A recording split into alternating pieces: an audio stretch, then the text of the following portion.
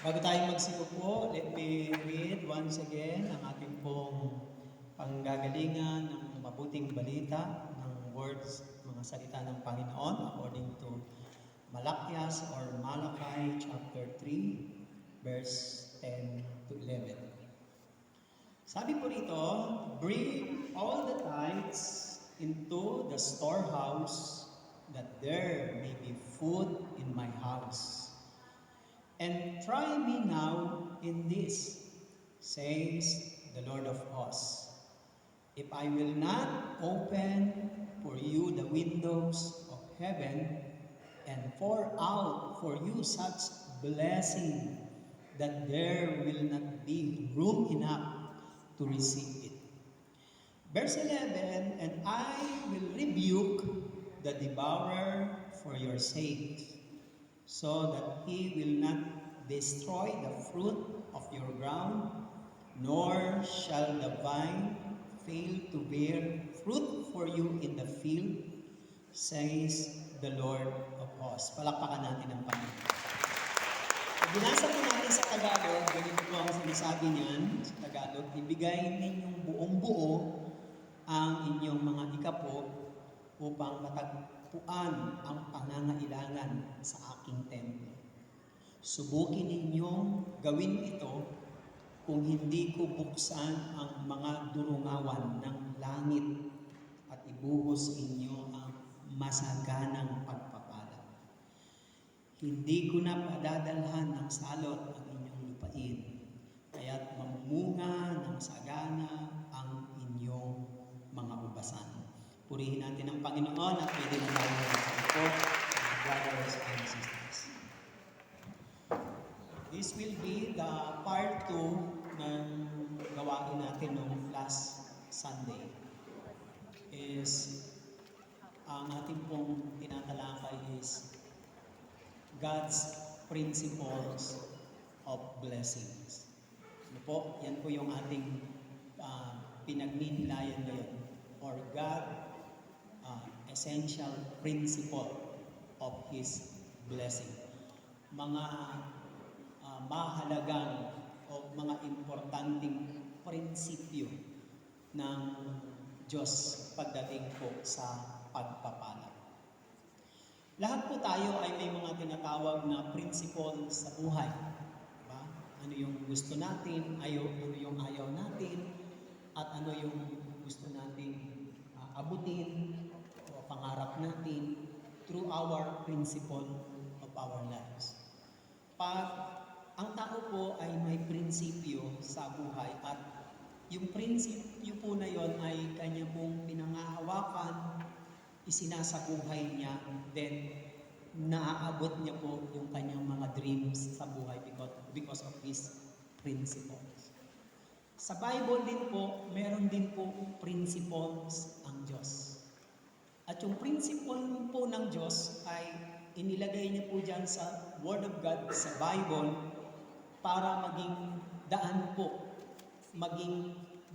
sa atin para maabot po natin yung kanyang pagpapala. Sabi daw po nila, blessings or giving, generosity, prosperity dito po ay two-way. Hindi po pwedeng one way lang po. Hindi po pwedeng ganun. Like marriage. Ang marriage po ay hindi po siya pwedeng mag-prosper kung isa lang po ang gagawa. Kailangan dalawa po, two-way. Give and take. Love, understanding, patience, forgiveness. Kailangan two-way po. Kahit po sa relationship magkaibigan, lalo na po sa Panginoon, yung ating pong relationship sa Panginoon, siya po yung ating Lord, tayo naman po ang kanyang servant. Kailangan din po yung two-way. Merong gusto ang Panginoon sa buhay natin, meron din po tayong gusto sa Panginoon, may hinihingi ang Panginoon sa atin, meron din naman po tayong hinihingi sa Kanya. Hindi po nagkakaroon ng progress or tinatawag na pag-unlad, paglago o prosperity kapag one way lang po. Kaya hindi po yung kanta ng one way ticket to the blue. Hindi po yung gano'n. Kailangan po two-way, ticket to the blue. Amen? Yung pong ibig ko sabihin. Now, the God's essentials principle of His blessings. Lahat po tayo ay sa kabila po ng ating mga effort, patience, perseverance, lahat po ng pagtsatsaga, lahat po ng pagtitipid kung kinakailangan, lahat po ng pagpapakasakit natin para lamang po ang kapalit po ay pagpapala, blessings. Ewan ko kung totoo ito, sabi daw po nila pag matipid ka daw po ay yayaman ka. Pag magpo-prosper pa, pag matipid ka. Eh, tinignan ko naman po lahat ng mga taong nagtitipid, hindi naman po yung mayaman. Diba? Hindi po totoo yung matipid ay yung mayaman. Sa katunayan, yung mga nagtitipid, no? Pag hindi sa tamang paraan ng pagtitipid, kadalasan at the end of their lives, ang daming regrets. Sa kakatipid-tipid niya, ano nangyari? Hindi niya tuloy na subukan na naramdaman na sumaya. Hindi katulad nung iba, hindi man sila nagtipid, pero walang at the back of their minds, wala po silang regrets na hindi sila sumaya. What I mean is, ang dami po kasing style or mga ginagawa ng mga tao para lamang to prosper. Para mag-prosper. Po, marami pong ginagawa ang tao. Either pagtitipid, o either to work hard, mag-overtime, o mag-sideline para lamang mag-prosper. But according to the Bible, ang Diyos ay may principles. Pag nakuha mo ang isa sa mga principles ng Panginoon ng kanyang blessings, mga kapatid, plus your patience, perseverance, faith, plus po yung iyong kakayanan, abilidad at iyong pananampalataya, magmamatch po yan sa Panginoon. Pag nag-match po yan, wala pong dahilan na hindi ka pagpalain. Wala pong dahilan, wala pong bagay na hindi tayo pwedeng pagpalain. Kaya kailangan matarget muna po natin yung principle ngayon, and then the blessings will follow. Tandaan niyo po, pag naunawaan natin kung ano ang isa sa prinsipyo ng Diyos ng pagpapala, then the blessing will follow. Now, tingnan po natin what are God's promises and blessing to those tithing on Him. Mga kapatid, marami pong na-allergy pagdating sa salitang tithing, ikapo. Ang meaning ng tithing or ikapo is 10. According to the Bible, pag sinabing tenth or tithing or tenth, ibig sabihin nun, ikasampu, bahagi. Ikasampung bahagi, ibig sabihin nun, 10%. Ang 10% o ikapo na sinasabi ng Bible is equivalent of taxes in the government. Imagine po, kung walang mga taxes ang country, bawat country, tatakbo kaya ang mga services? Mapapaayos kaya ang mga school, kalsada, mga services sa mapapag-aral kaya yung mga walang kakayanan, yung mga walang kakayanan sa pagpapagamot, mapapagamot kaya sila kung wala pong mga taxes, mga kapatid. One of the reason kung bakit po marami pong hindi nagpapalo ng mga taxes, kasi ang una nilang tinitingnan ay yung corruption ng government o leaders. Listen, when we give our taxes, dito muna tayo sa usaping pang mga citizen, dito sa lupa tayo. When we give our taxes to the government, mga kapatid, it is not actually we are giving our money to the president, to the leaders of the government. Hindi po ganun ang konsepto po nun. Tao lamang po sila. Kung sila man po ang problema, ang mahalaga, hindi ka na dumagdag sa problema, basta sumunod ka na lang sa ordinances o sa batas. Imagine that, kung wala pong mga taxes. Sa bansa natin, marami na pong hindi faithful sa kanilang pagtatax. Alam niyo kung bakit? Kasi feeling nila na argabyado sila. Remember, every law and institution and every government was instituted by God. Wala pong gobyerno, pamunuan, authority na hindi itinayo ng Diyos. So to disobey this law and authority, we directly disobey God who founded the institution or government. Kaya meron po yung taxes. Kaya nga lang sa mga bansang katulad nito, nakita ninyo yung mga benefits ng kanilang tax. Nag-i-enjoy sila, ang saya-saya nila kung saan na lang nila. Dahil sa daming ayuda, sa daming balik ng kanilang mga taxes, saan nila dinadala? Sa pang-pleasures na lang nila.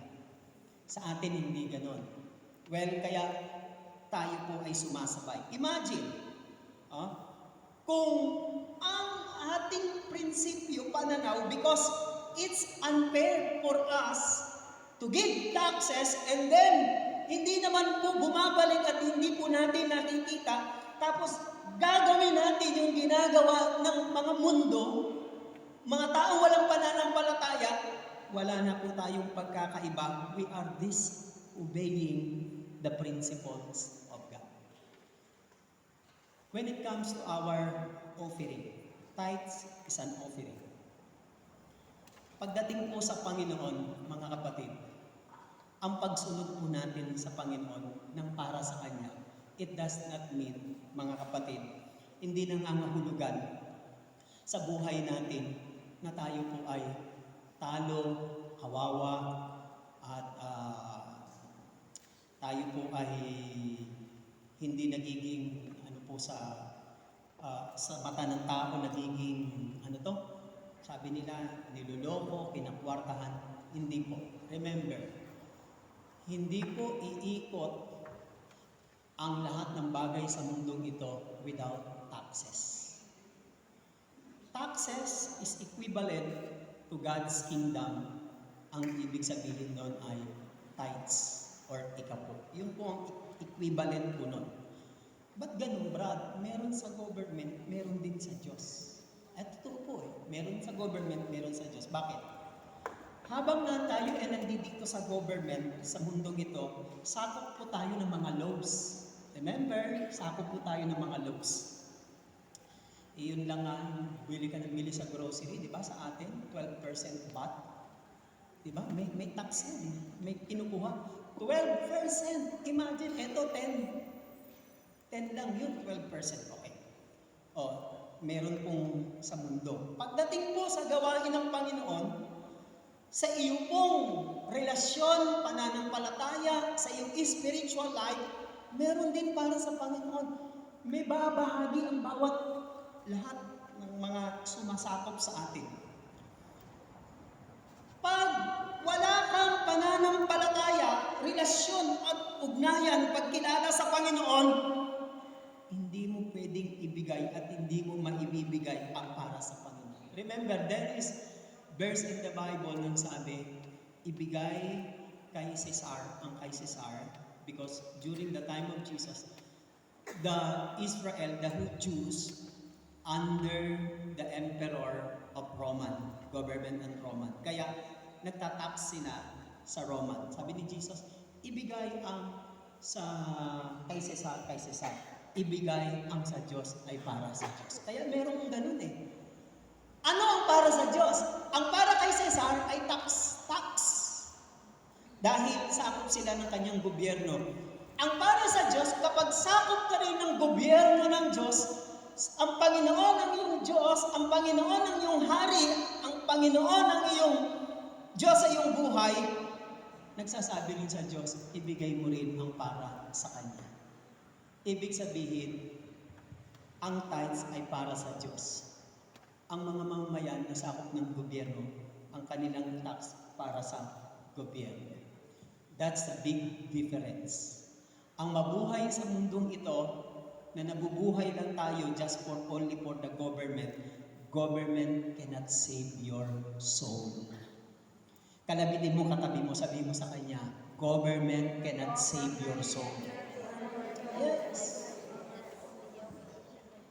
Diyos lang ang mga pagliligtas sa atin. Sa dami ng mga taong naging tapat sa gobyerno, pero government cannot save their souls. Only God. Now, principles. Tingnan po natin, kung dito po ay pumapasok na po ako sa what are God's promises and blessings. Kukunin ko po dito sa ating pinag-aaralan. He will open the window of heaven. Bubuksan niya daw po ang mga dulungawan ng kalangitan. Listen, gaano po kahalaga ang bintana? Sino po sa inyo rito may kwarto na walang bintana? Taas po ng kamay. Pag walang bintana, kailangan may aircon ka. Di ba? Pag walang bintana, kailangan may aircon ka. Kasi mainit po yun. Napakahalaga po ng bintana. Sa Pilipinas, karamihan ng mga bahay, lalo na sa bukid, sa probinsya, ang lalaki ng mga bintana. Di ba? Pagdating mo sa Metro Manila, ang liliit na lang parang bintana na ng bahay ng kalapati. Well, dito po sa Macau, nakita rin po natin may mga maliliit na rooms, kulang ng mga bintana o ventilation. Window is very important. Kasi doon pwedeng pumasok ang fresh air. Hindi po natin kayang ipagpalit ang fresh air na galing sa aircon. Iba pa rin ang fresh air. Ibig sabihin, ang bintana ang nagiging entrance o passage para makapasok ang fresh air. Ang Diyos ay meron din po siyang bintana. Bintana. Sa noong mga panahon ng mga ligawan ng unang panahon, merong harana. Saan tumatapat? Sa bintana. Sa bintana po tumatapat. Bakit po? Kasi doon niya sisilayan yung kanyang sintang minamahal. Di ba? Napakahalaga po ng bintana. Is all the blessings we receive come directly from God's window. Ang bintana po ay parang lang po yan, symbol lang po yan ng Panginoon. Doon po galing. Because God owns everything in our lives and we are merely managers of what He blesses us with. Yung mga biyayang binibigay niya sa atin. Kaya, ang Panginoon, sabi niya, kung hindi ko bubuksan ang dulungawan ng kalangitan, saan magsisimula? Through their giving and offering their tithes. Mapapansin po ninyo, kapag anumang bagay na atin pong hinahadlagan at pinipigilan, bagay na nararapat sa Diyos, pag atin pong hinahadlagan at hindi ipinagkakaloob, mga kapatid, tayo po ang nagkukulang. Hindi po ang Diyos. Hindi po ang Diyos. The tithe that are rightfully belongs to God, yun po yung sinasabi ko kanina, pag atin po itong sinarili, if we keep for ourselves, never stays with us. Hindi po tumatagal. Ang para sa Diyos na kinikim-kim natin sa ating sarili at hindi natin binapartihan ng Diyos, hindi po nagtatagal sa atin. The question is, ba't ganun ang bilis maubos ng aking pera? Siguro sabihin nila, hindi ka marunong mag-manage, hindi ka marunong mag-budget. Maaring isang bagay na ganun, mga kapatid. Pero meron akong nabuksan dito sa Book of Haggai, kay Haggai o kay Propeta Haggai. Sabi niya, marami na kayong naihasik, ngunit kaunti lamang ang inyong ani. Bakit kaya? Ang dami na daw nasik, pero kaunti lang yung harvest. Ang daming mga tinanim, pero kaunti yung balik na ani. May mga pagkain kayo, ngunit kakaunti naman at hindi makabubusog. taong ang daming pagkain, ang daming ino-order, pero parang hindi sila nabusog, parang tikim-tikim lang. Meron namang konti lang ang in-order, pero nabulun-bulunan pa kasi sa sobrang takaw kumain, busog na busog. Pero kaunti lang naman ang in-order. Diba? Nakita ninyo minsan yung kabalintunaan ng buhay ng tao. May alak nga kayong naiinom, ngunit hindi naman sapat upang magbigay ng kasiyahan. Kasi sa lumang tipan, drinking wine, hindi yung fermented ha. Drinking wine is a celebration of joy. May mga alak nga kayo, pero hindi naman nagbibigay sa inyo ng kasiyahan. May mga damit nga kayong naisusuot, ngunit giniginaw pa rin kayo sa taglamig. Imagine, di ba? Ngayon, papasok na ang winter. Yung mga hindi sanay sa winter, kahit ang dami ng damit na isinusuot, giniginaw pa rin. Kumikita nga ang mga manggagawa. Kumikita nga ang mga manggagawa, ngunit kinukulang pa rin siya. Kinukulang pa rin siya, mga kapatid. Anong ibig sabihin nito? Ang para sa Diyos na hindi mo binibigay at sinasarili mo lang dahil natatakot ka na ikaw ay maubusan, mawalan, magutom, maghirap, ay hindi mananatili sa iyo. Parang lalabas na ganito, kumikita ka, sumusweldo ka, pero nauuwi lang sa butas na bulsa. Our wages, sometimes our wages going to doctor. Believe me. Sipag-sipag mo. Dami mong overtime. Kasi gusto mong magkaroon ng mas malaking income. Okay, nakakatuwa. Pati ikaw, natuwa ka sa sarili mo. Pero nagulat ka, ang dami mo ang income, lumaki ang income mo, dinagdagan ka ng sweldo ng amo mo, pero bakit hindi pa rin kasya? Alam niyo kung bakit? Kasi napupunta sa sakit. Sino minsan, sabihin natin, nag-iingat ka, ayaw mo magkasakit. Minsan tatawag ng asawa mo, anak mo, may sakit si Nene, may sakit si Toto, may sakit, lalo na pag parents mo. Diyan na nagkakasumbatan ng mga magkakapatid, lalo na ikaw ang nasa abroad, sila ang nasa Pilipinas. Ang tingin nila sa iyo, may pera ka kasi ikaw nasa abroad. Hindi mo kayang tiisin, nalalaglag yung puso mo. Magsusupport ka ngayon. Nagulat ka isang araw, tinignan mo yung budget mo. Kasusweldo ka na kulang. Bakit nabutas yung bulsa ko? Napunta sa doktor. Alam niyo po, ang hindi tayo magkasakit, pati ang mga loved ones natin, ang laking katipiran na po yun. Kaya sikapin niyo pong maging balance kayo sa inyong work at saka sa inyong health. Kaya kung medyo tumataas na yung mga sugar ninyo, cholesterol ninyo, no? Ingat-ingat na rin po kayo mga kapatid kasi para ma-enjoy pa natin yung buhay natin sa mundo ito. Amen? Kaya konting pigil-pigil lang para hindi po mapunta sa doktor. Amen? Hindi ko po sinasabing masama ang doktor. Our wages ends up or going to the doctor. Another one is maintenance work. Maintenance. Mga papagawa, ipapaayos, ipare-repair, etc. Doon tumatakbo. Hindi lang yon, minsan sa mga pagkakautang. Ito pong matindi. Kasi sweldo mo lang, ibabayad mo lang sa utang. Saan napunta ang sweldo? Bakit dumarating po yung doktor, dumarating po yung mga maintenance work o pagkakautang, ito pa matindi, bills and mga property tax.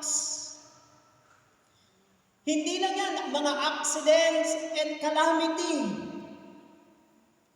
Kaya tayo kinukulang. Tataka kayo, ang sipag natin, ang dami nating effort, ang dami nating pagtitiis, pagtsatsaga para lang kumita, pero parang butas ang bulsa. Bakit? May tinatakbuhan yung pera natin. Ang point ko is, anything that is rightfully, properly belongs to the Lord and you want to stay with you, it will not remain. Pero kapag ang para sa Diyos ay kinakalimutan at binibigay mo. Anong sabi ng Diyos? I will open the windows of heaven. Bubuksan mo. Kaya kita ninyo, kaya ano yan give and take yan parang pendulum. Nakikita niyo yung pendulum, pag bumangga dito, babalik siya ng gano'n. Merong cycle Hindi pwedeng, kaya bumabalik kasi meron kang binibigay Meron kang tinatanim, kaya bumabalik. Imposible naman ang bumalik na wala kang tinatanim. Hindi ka pwedeng mag-harvest kung wala kang tinatanim. Parang sa Diyos, Lord, pingin naman ito, pero ganyan. Sabi ni Lord, wala ka pang tinatanim, hingi ka na kagad ng hingi. Magtanim ka muna. Parang pendulum. Balik lang ng balik. Subukan mong putulin yung cycle. Putulin mo yung cycle. Let's say you are farmers. Pagka-ani mo, huwag ka na magtanim. Ubusin mo lahat ng ani mo. Wala nang babalik. Titigil ang cycle. Mga kapatid, parang cycle lang yan. Pinapaikot ng Diyos ang blessings. Sabi po ng Proverbs 23 verse 1, The Lord is my shepherd, I shall not want. Sa Tagalog, si Yahweh ang aking pastol, hindi ako magkukulang. Ang Kristiyano, hindi tayo nagkukulang. Pwede tayong maubusan, pero hindi ka magkukulang. Pero anong pagkakaiba ng naubusan sa kulang? Di ba? Magkaibang salita yan. Ang naubusan ay nasaid, nawalan. Ang kulang, ibig sabihin, may 50 pesos ka, kaya nga lang kulang. May pambayad ka, pero kulang. Pag sinabing kulang, hindi ubos. Meron pang natitirang reserve, kaya nga lang kulang. May budget, kulang. Sabi ni David, I shall not want, hindi ako magkukulang. I shall not lack, hindi ako magkukulang. Tingnan niyo po, galing ko po sa spiritual. How do you compare your lives to the others na wala pong Diyos, walang shepherd? Katulad ni David, sabi niya, ang Diyos ang aking shepherd. How do we compare our lives to the others? Yung iba, pag dumarating po sila sa kahirapan, lalo ng pinansyal, ang kanila pong buhay ay bumabagsak na. Bakit? Kasi naubusan. Ang mga taong may pananampalataya at nagtitiwala sa Diyos, kahit na may problema at pagsubok, sabi ni David, hindi ako nagkukulang. Pwedeng maubusan, pero kailanman hindi ako magkukulang. Bakit? Kapag ang Diyos, ang pastol, ang Panginoon ng buhay mo, kung sinasabi mo, meron kang Diyos, at pagkatapos, ang pananaw mo ay katulad ng mundo, na laging problema, laging ubos, walang pera, ganyan-ganyan, para mo namang sinasabi, ang Diyos sa buhay mo ay kulang. Alam niyo ba yung kantang community song na, wala na, hahanap-hanapin pa, Panginoon. Bakit wala ka nang hahanapin pa? Kasi may shepherd, may nagpo-provide. Kaya pala sabi ni David sa verse 6 ng Psalm 23, Surely goodness and mercy shall follow me all the days of my life. Surely, sigurado tiyak, goodness and mercy shall follow me all the days of my life. Pag ang Panginoon, ang Diyos sa buhay mo, yung kabutihan niya, katapatan niya, biyaya niya, pagpapala niya, shall follow you all the days of your life. Magkaiba yung sinusundan ka ng mga pagpapala sa ikaw ang naghahanap at naghahabol sa pagpapala. Saan kayo doon sa dalawa? Sabi ng pagpapala, saan ka pupunta? Sa red market. Ako na lang, ba't ka pa susunod? Gusto kong buntutan kita Gusto kong sumunod sa'yo Iba yung sinusundan ka ng pagpapala sa ikaw yung, saan ba may pagpapala? Paano ba ako pagpapalain? Magkaiba yun. Mamomoblema ka kung ikaw lagi ang habol ng habol at hanap ng pagpapala? Samantala, sabi ni David, goodness and mercy shall follow me all the days of my life. Hinahabol siya, sinusundan siya ng pagpapala. Kaya ang sarap Bakit? Ba't sinusundan siya ng pagpapala? Because he know the principles of God. Yun pong ibig sabihin nun. Sabi ng Diyos, bubuksan ko ang durungawan ng kalangitan, ibubuhos ko sa iyo. Susundan ka ng susundan. Bakit? Pwedeng gamitin ng Diyos yung amo mo, pwedeng gamitin ng Diyos kaibigan mo, pwedeng gamitin ng Diyos ang ibang tao, pagpalain ka ng Diyos, gagawa ng paraan ng Diyos. Bakit? Kasi pagpapakita yun na bukas ang kanyang bintanan. How do you know na ikaw po ay lagi na pong nasushort o nauubusan? Baka nakasarado yung bintana ng Diyos. Paano mo bubuksan yun? And that is one of the principle, mga kapatid. Now, tingnan niyo po. When we give our tenth tithes to the Lord, that is for God, God will open His blessing in our home. Papasok ang biyaya at blessing ng Diyos sa ating bahay. Hindi lang sa ating bahay, sa ating work, o sa ating business. Saan pa? Papasok sa ating mind. May mga taong gulong-gulo ang utak, gulong-gulo ang isip. Hindi nila alam ang kanilang gagawin. Bakit? Baka walang pumapasok na blessing ng Diyos. If you have peace of mind and confidence, mga kapatid, ibig sabihin, pumapasok ang Diyos sa iyong isipan. And body and soul. Tingnan po ninyo. Bubuksan ko ang durangawan ng kalangitan at ibubuhos ko sa inyo. Ibubuhos ko sa inyong body and soul. May mga taong hindi naman mayayaman, hindi naman mararangyang, hindi malalaki ang sweldo. Bakit? Ang lulusog nila, ang gaganda ng pangangatawan nila. Walang mga sakit, walang mga malalaking operasyon, walang malalaking problema. Bakit po? That's the blessings of God. Health is a blessing. Blessing po, mga kapatid. Yung hindi ka lang magkasakit sa loob ng isang taon, ang laki na po ng natipid mo. Bakit? Sabi ng Diyos, ibubuhos mo Pangalawang principle, not only He will open the windows of heaven, God's blessings exceed material blessings. You listen, ang biyaya at pagpapala ng Diyos ay lumalampas pa sa mga tinatanggap natin na material blessings. Kailangan natin maunawaan ito. But let me first read the principle in the Old Testament. The Lord will give you prosperity. Deuteronomy 28 verse 11. The Lord will give you prosperity in the land. Ano po yung land na ito na promise ng Panginoon sa mga Israelita? And that is the promised land na Canaan, na yung lugar na tinirahan ni Abraham. He swore to your ancestors to give you blessing you with many children, numerous livestock, and abundant crops. Noon po kasi, ang mga pagpapala noon, lupain, ani, mga tanim, mga lupa, gano'n. Hindi katulad ngayon, ang dami ng ibig sabihin ng mga pagpapala para mag-prosper tayo, mga kapatid. This covenant or this promise ng Panginoon, sabi niya, I will give you prosperity.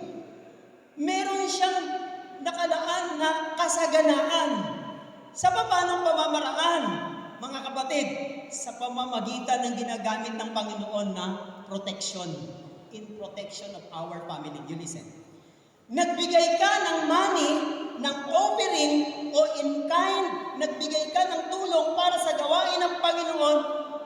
Sometimes, do not expect in return na pera rin ang ibabalik sa iyo ng Diyos. Listen, may pagkakataon, depende sa iyong pangangailangan at alam ng Diyos kung ano makakabuti sa hinihingi mo, bibigyan ka niya, tatapatan ka niya doon sa offering na binigay mo sa Kanya. May pagkakataon naman natutugunin ka ng Diyos sa offering na binigay mo sa Kanya, hindi doon sa money na binigay mo sa Kanya, kundi sa pamamagitan ng protection. Tignan niyo yung balik. Ang balik, nagbigay ka ng ikapo sa Panginoon, hindi man pera ang ibinalik sa iyo ng Diyos, pero iniingatan ng Diyos sa disgrasya, sa kalamidad ang iyong buong pamilya. Hindi po ba binalik sa iyo ng Diyos? God's blessing exceeds. Sabi po, exceed po material blessing. Lumalampas, humihigit pa sa material blessing. Kaya kita ninyo yung Panginoon.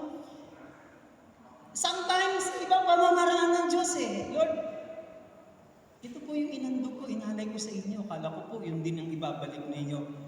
Anak, ako kasi ang nakakaalam ng mas kailangan mo. Kung ibalik ko naman ito sa iyo, ng katulad ng inalay mo sa akin, pero kailangan nating ingatan at iligtas. Alam kasi ng Diyos kung ano ang mangyayari sa pamilya natin, maaring sa iyo. Alam niya kung mga nangyayaring disgrasya na pwedeng dumating sa atin. Ang gagawin ng Diyos, maglalagay siya ng protection sa iyo at sa iyong pamilya bilang kapalit, sagot niya sa pagpapalang hinandog mo sa Kanya. That's in return, exceed material blessings. There are times na binabalik niya monetary sa buhay natin, but there are times but protection. Sometimes ito pang binabalik ng Diyos in peace from so much chaos in this world. Ang gulo-gulo ng mundo, ang gulo-gulo ng paligid, mga tao, nalilito, natataranta, hindi alam ang gagawin sa buhay, kaya nadidiskaril ang kanilang mga ambisyon, mga pangarap, nawawala sila sa landas, sa tamang landas. Ang gulo, lalo na sa bansa natin, ang gulo. Ang daming mga problema, ang daming mga pagsubok. Pero yung magkaroon ka lang ng peace of mind, yung kapanatagan sa napakagulong paligid at napakagulong mundo, napakagulong panahon, kakainggitan ka na ng marami.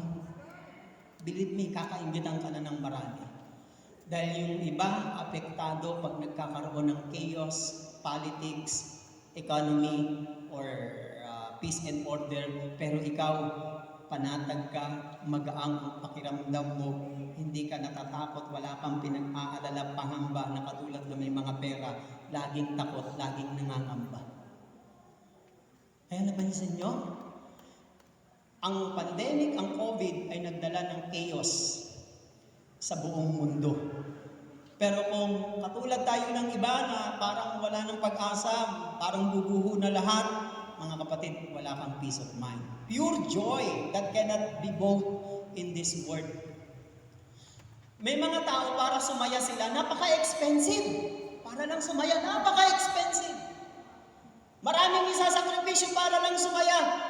Sa Diyos, imagine, because you are giving your covenant, your tithes and offerings to the Lord, anong ginagawa ng Diyos?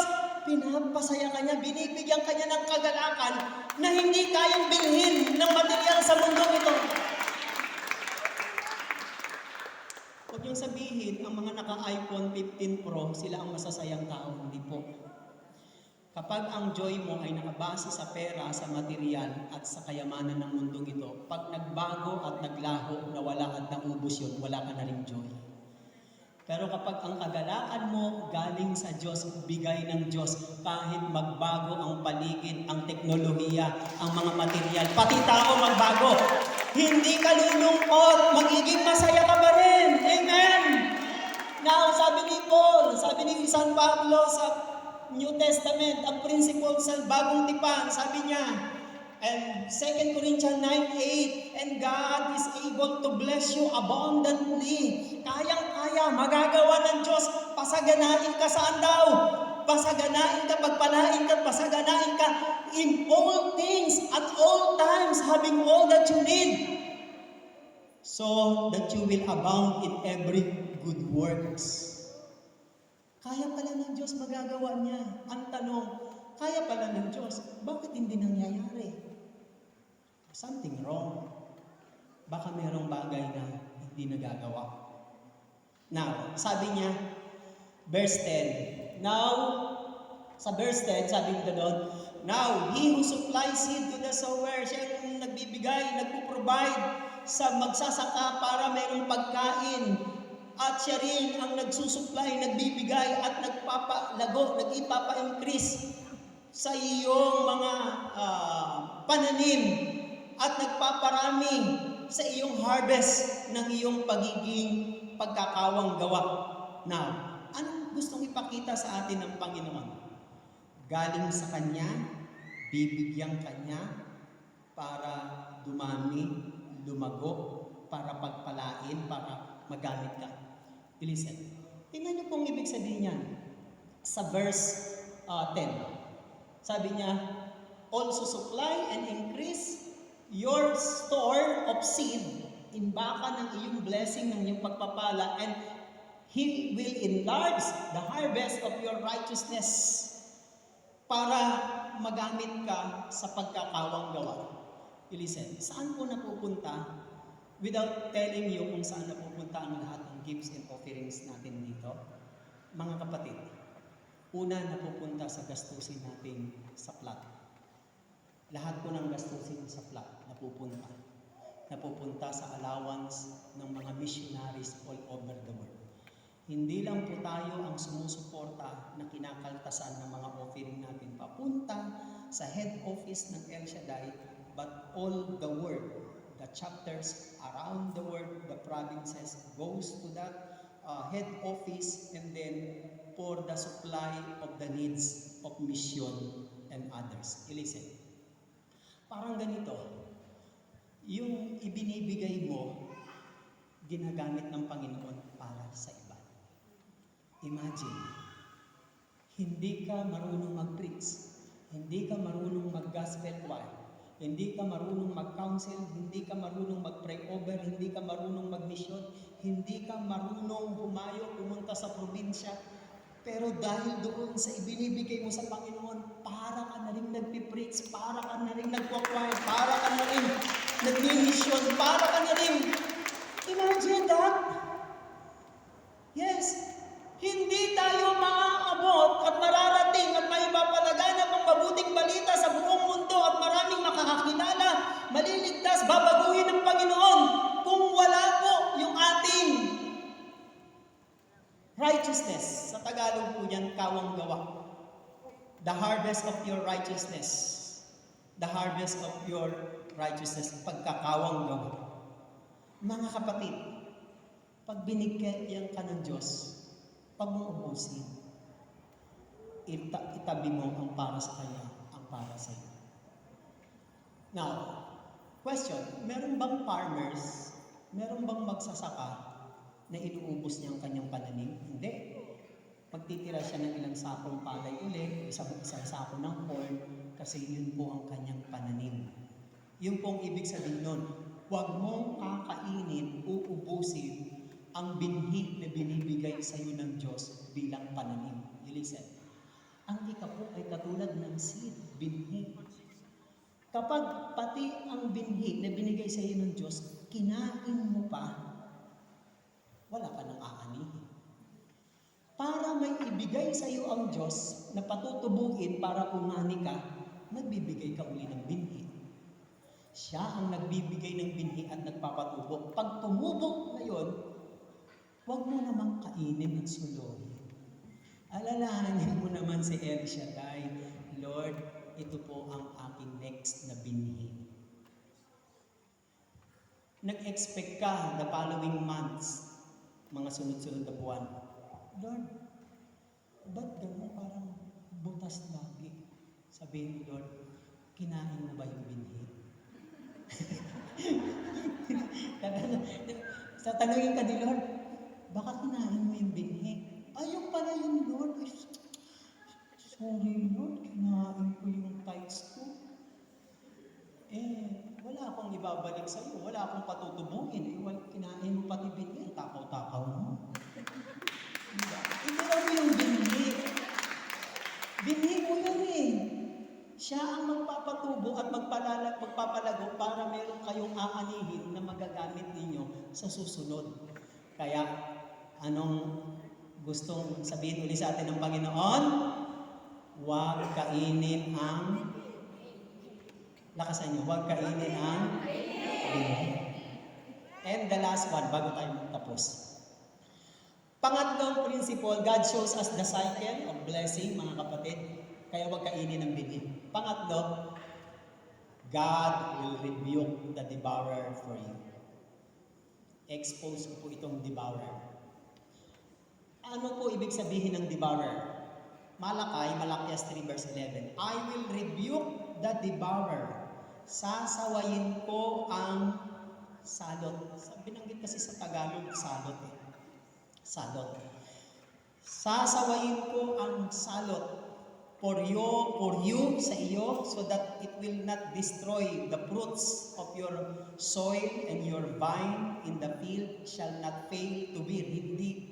Hindi papalya ang pagbunga, sinasabi ng Panginoong makapangyarihan. Sasawayin niya, mga kapatid. Who is the devourer? Sino nga ba itong devourer na ito? Sa unang Pedro, 1 Peter chapter 5 verse 8. Be sober, mag-ingat kayo at magbantay, be vigilant, because your adversary, sino? The devil walks about like a roaring lion, naglalakad, naghahanap ng tulad daw ng leon na aali-aligid, naglalakad pa ikot-ikot, seeking whom he may devour. Naghahanap ng lalapa. Ang ibig po sabihin pala ng devourer, ibig sabihin, mananakmal, manlalapa. Satan, ang kanyang trabaho, mananakmal at manlalapa. Hallelujah. Tingnan po ninyo. Bakit po, sa kabila ng ating sipag, effort na ginagawa, hindi natin nararanasan ang blessing ng Diyos? Sandali muna. Baka may sumisingit na mananakmal at manlalapa. Nag-e-expect ka ng blessing, instead blessing ang nangyari, calamity. Bakit po? Nasingitan ka ng diablo, ng yawa. Bakit po? Kasi hindi sinaway ng Diyos. Tingnan niyo po ang utos ng Panginoon. Subukan ninyong ibigay niyo sa akin ang inyong mga ikasampung bahagi kung hindi ko sasawayin ang salot.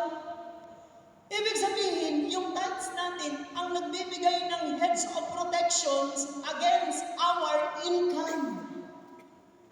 Kaya mapapansin ninyo, nagtataka tayo, ba't ganon? Sa kabila ng effort, sipag, pagtitiis, pagtsatsaga, nauuwi lang sa wala. Nasasayang, bakit? May devourer, may mga nananalanta, may nananakmal, may nanlalapa. It refers to Satan. Satan is the devourer. Pag mayroon kang protection, pag-iingat, protection at panangga ng Panginoon, makikita mo nagpo-prosper ang ginagawa mo. Now, magtataka kayo, dito sa bansang ito ng Macau, hindi po ito bansang Christian. Pinakamarami dito, Buddhist, Chinese and religion. Mga katabi nating bansa, Hindus, Muslim, pinakamas malaking religion, Muslim. Tayo lang ang solidong bansang Kristiyano sa Southeast Asia. Tanong, bakit po mas maunlad, mas masagana sila sa atin, samantala tayo ay Kristiyano? Dilisay. Ang Diyos sa mga taong binanggit ko ng mga bansang katabi natin, hindi po siya nag-e-expect ng katulad ng pag-expect niya sa atin kasi hindi po sila Kristiyano. Pero sila po ay tapat sa kanilang gobyerno. They are giving their taxes to their government. If God is a God of justice, hindi na sila nag-e-El Shaddai, hindi sila nagpupuri, nagpapasalamat o nagsisimba katulad ng ginagawa natin. Pero they are doing what is right to the government because God is a God of justice. Ang ginagawa ng Diyos, binibless sila, iniingatan sila ng Diyos, kaya nagpo-prosper sila. Kaya binibless ang bansang ito katulad ng Hong Kong, Japan, kasi because of that principle.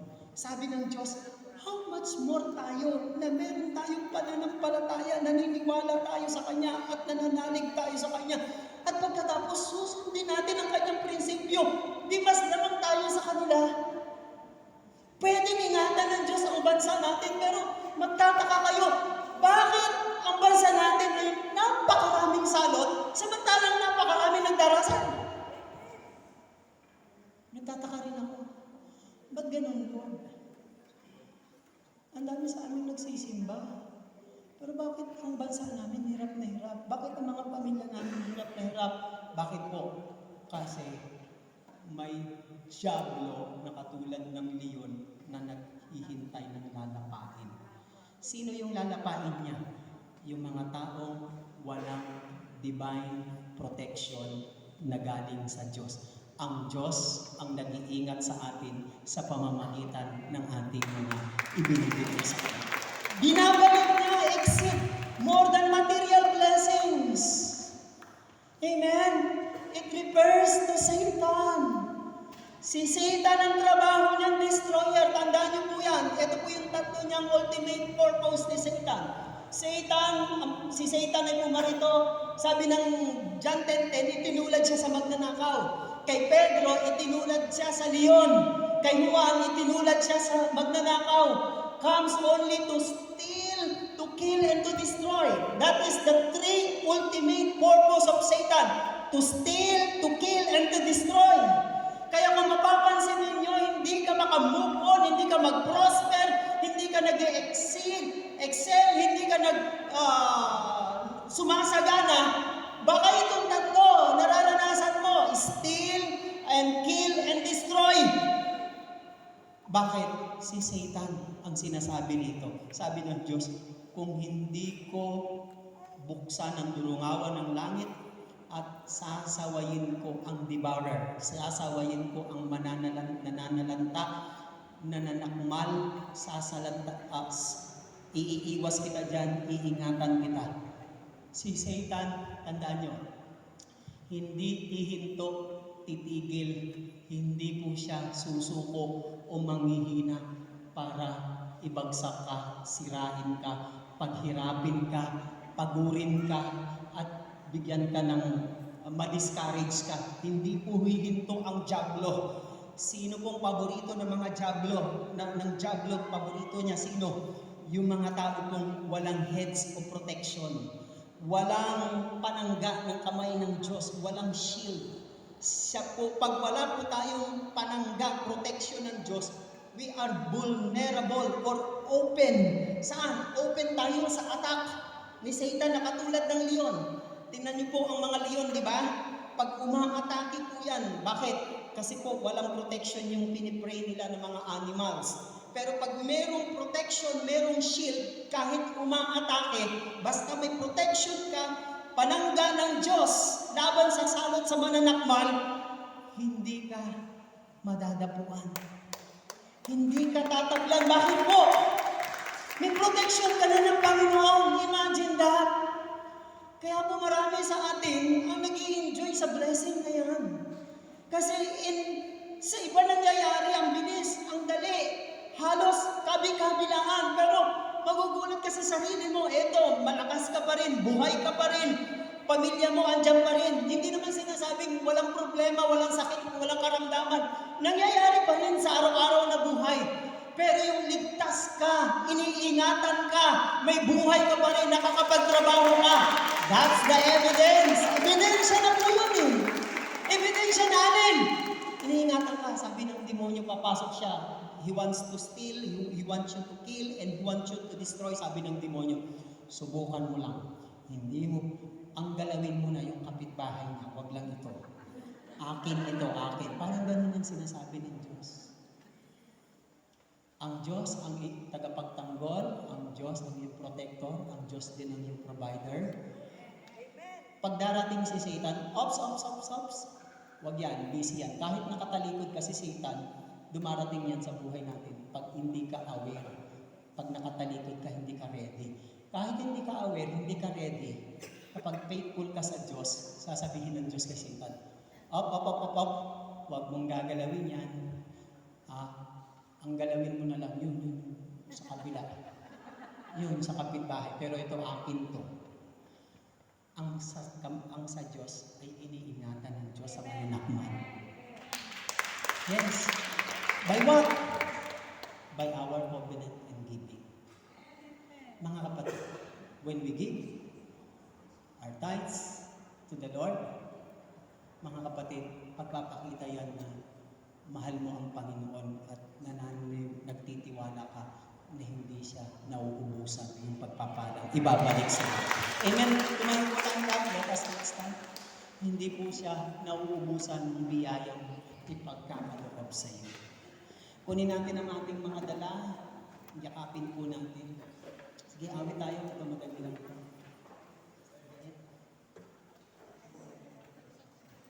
Hallelujah. Habang hawak natin ito, isipin natin ngayong hapon ito na mahal tayo ng Diyos.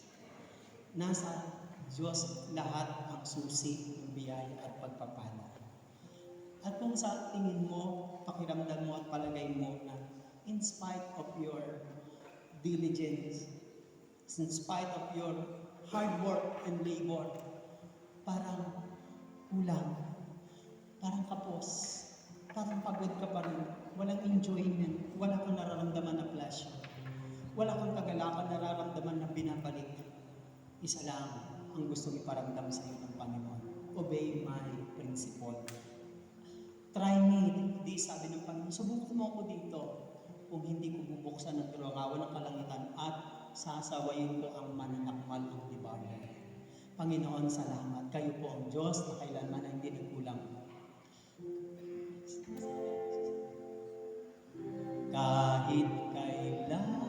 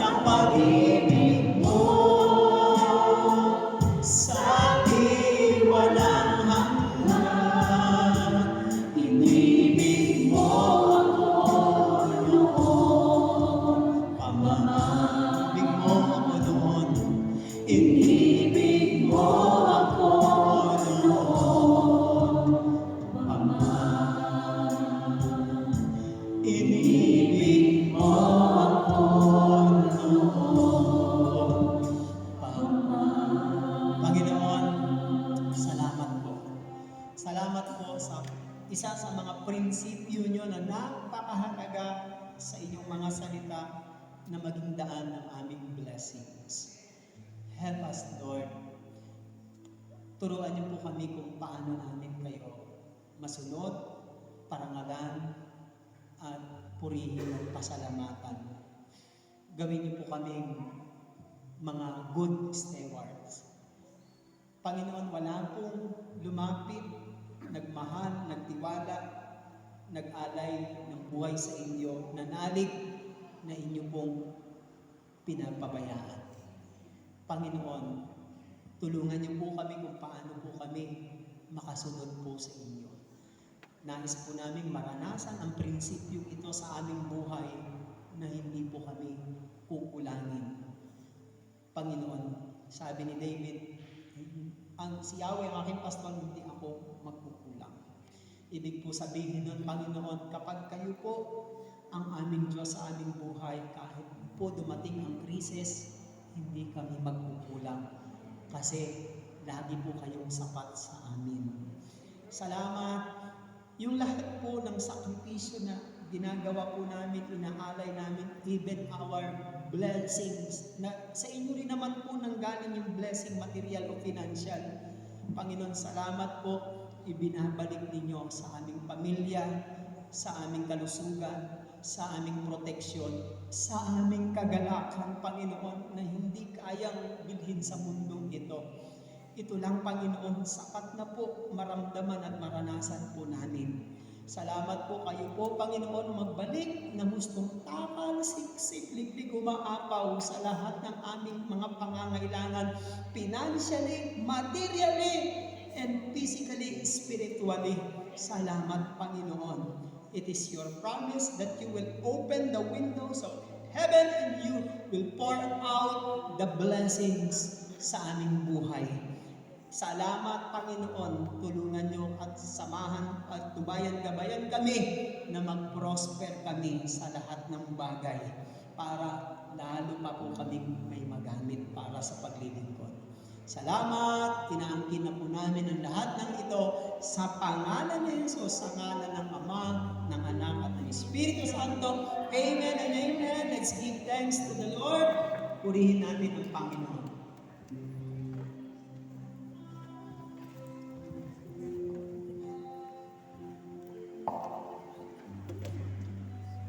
Magsalmo po tayo mga kapatid. In the name of the Father, Son, the Holy Spirit. Amen. Salmo 91. Siyang naghahangad ng pagkop ng kataas-taasan at nanatili sa kalihanyong makapangyarihan, makapagsasali sa kanyang Panginoon huwag tahanan. Ikaw ang aking Diyos, ang Diyos na tangi kong pinagkakatiwalaan. Ika'y ililigtas niya sa panganib sa umang nabitag, at kahit anumang mabigat na salot, di ka magdaranas. Lulububan niya sa lilim ng kanyang malabay na pakpak. Sa kalim niya ay natitiyak mo na ikaw ay ligtas.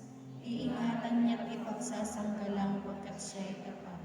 Pagsapit ng gabi, di ka matatakot sa anumang bagay.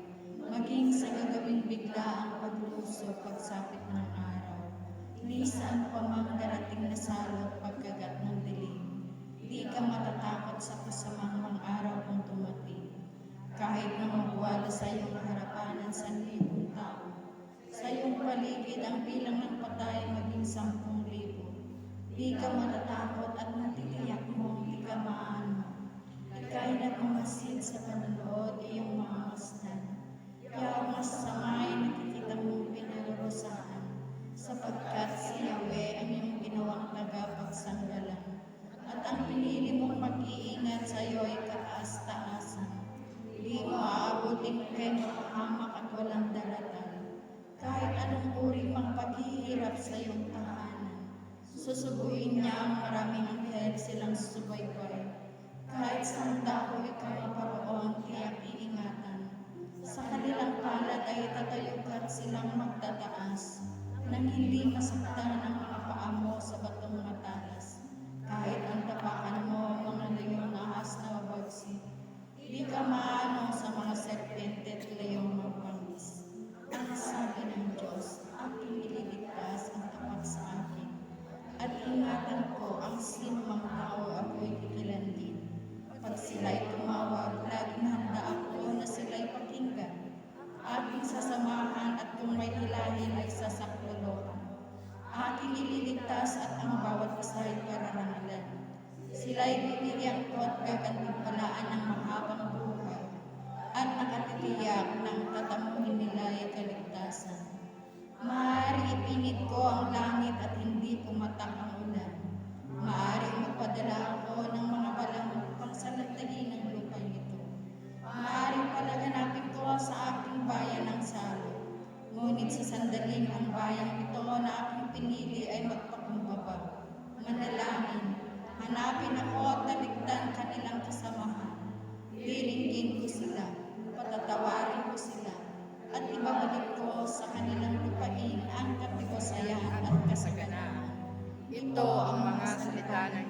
Salamat sa Diyos. In the name of the Father, Son, and Holy Spirit.